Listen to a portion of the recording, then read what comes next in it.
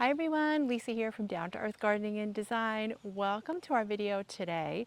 Today's gardening video is tasks to do in your garden in the rain. So I have 4 do's and 1 don't. I love rainy day gardening because it's cooler. So it's summertime and we have a little bit of a breeze going and the sun is not blazing. So there's 4 things that I come out here and try to do in the rain and I really love it. So I wanted to share them with you. And number 1 is planting. So it's early summer and I have some gaps I want to fill in my garden here. I'm out in my front garden. It's really coming along, but it's not as full as I would like it to be. So it's a great time to go and pick up perennials on sale at your local garden center or some annuals. So I have a few annuals in front of me and I have a little group that I've already planted. But I can share with you what they are in case you're interested. And then I'm just going to show you quickly how I put them in the ground or how I'm doing that today. So I have these beauties here, which is lantana. Beautiful colors here. Butterflies love these. So I'm going to put these towards the front of my garden. And you may have seen this one here. This is a repeat guest on our videos. So this is Truffula Pink Gumprina. Also, butterflies love. I had these in my window boxes one year and I loved sitting on the patio watching the butterflies. And then I have this pretty little bicolor draper that I'm actually going to fill in some containers with. And this is a Verbena hybrid storm burst. You all know I'm a purple lover. So of course I had to pick that up. And then I also have some Angelonia that I put over in front of my rose and my faded allium over there. Also you've seen in another video. Okay, so let's get to it. So rainy days are perfect for planting because you're not going to stress your plants out and also they're going to get watered in. So I'm not going to have to drag out the watering can or the hose and water them in. So less stress means more success with your new plants. So as you know, when you're planting, it's really great if you can water them in right away, and they do require a little more watering until they get established. So I'm kind of being a lazy gardener today and I'm going to pop these in and just do a quick little spruce up here.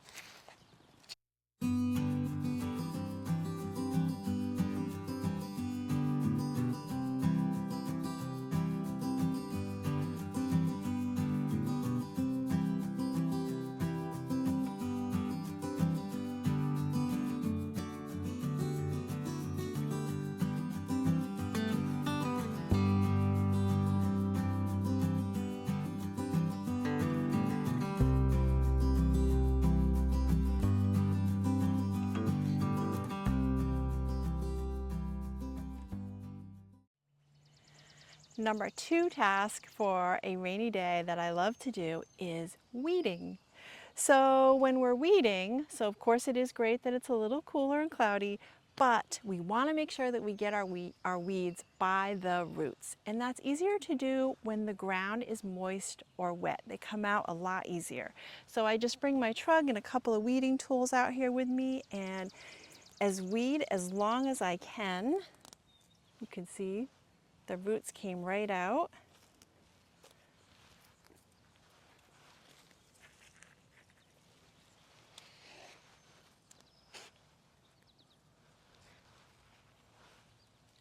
The next task that I like to do when it's raining outside, believe it or not, is put down some liquid fertilizer. So my neighbors probably think I'm a little kooky out here in the garden while it's raining, but it's a perfect time to put some fertilizer down because it's going to get watered in. So I'm out here with my zinnia seedlings here. You all know how I like to plant things from seed, and I'm going to just give them each patch a little bit of liquid fertilizer that I've already mixed up in my watering can here. And you'd be surprised when you come out in a day or two and check them again. They're going to be a little bit greener, a little bit happier, and you're going to see a little more growth on them. So I put my fertilizer down and it's all going to get watered in.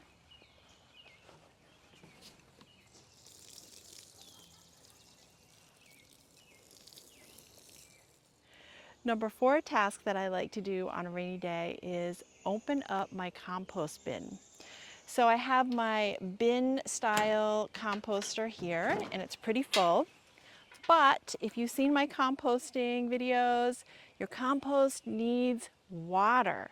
So it should be watered a couple times a week and it should be like a wrung out dish rag.